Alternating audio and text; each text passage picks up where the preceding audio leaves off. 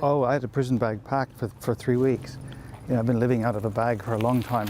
I didn't quite know what to put in it, but, you know, an extra pair of socks. What do you pack if you think you're going to go to jail? They had been preparing for a lengthy sentence.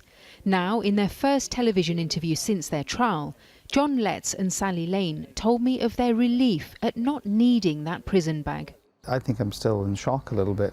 I think it's been such a long period of being stressed by it that it's going to take a while to feel that relief. It's been a 3.5-year wait for it to get to the Old Bailey, and the worst part of that is for that 3.5 years we haven't been able to talk about Jack's situation at all because of the contempt of court rules. And it was their son Jack's situation, he ran away to Syria after converting to Islam, that led to their trial. On Friday they left the Old Bailey with a suspended sentence after a jury returned a mixed verdict. They were found guilty under the Terrorism Act of one charge of sending Jack £223, but found not guilty of a second similar charge.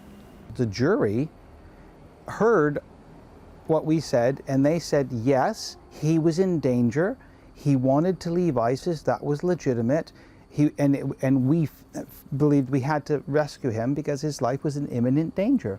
The couple have always maintained that Jack was trying to escape ISIS and that there's no evidence of what he actually did whilst with the extremists. But over the weekend, a number of broadcasters have aired interviews with their son from the prison where Jack is being held by Kurdish authorities, in which he states he was a fighter for the group. Clips have previously been used on Channel 4 News. What about the comments that Jack made in those interviews, you know, saying that he was an enemy of Britain, that he wanted to carry out a suicide mission for ISIS? How do you account for that? I think those are the things that need to be aired in a proper trial, because the things that Jack has said to us on those issues, there's huge discrepancies between what he said to us and what he said in those interviews.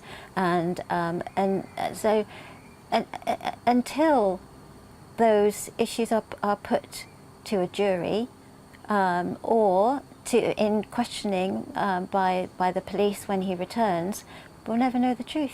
So you don't accept what he's saying about being a member of ISIS, about fighting for them, about... No. Why would he say those things if they weren't true? I believe that those interviews were obtained under duress. For 2.5 years he's not had legal representation, can't speak to his mother. I mean, he's been mistreated, and then a British journalist can walk in the door just like that and stick a camera in front of his face. Mr. Letts and Ms. Lane were given a suspended sentence after the judge described them as thoroughly decent parents, but they're aware that others haven't been so lucky. Salam Wakil was recently given 2 years for sending money to his sister to escape Raqqa, where she'd married an ISIS fighter. You're both middle class, you're very well spoken, you're white.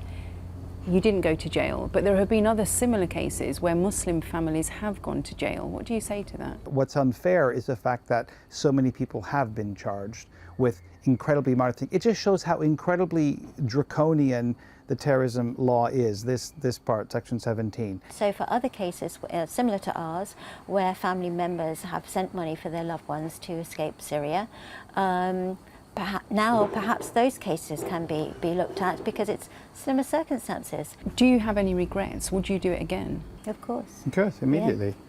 Yeah. You never give up on your child. Well, I'm not going to. Other people might have done more easily, except just because a newspaper says they're naughty, or more than naughty, that they're horrible, you're just going to say, oh, well, that must be true, I'm going to give up on my child. No, you don't.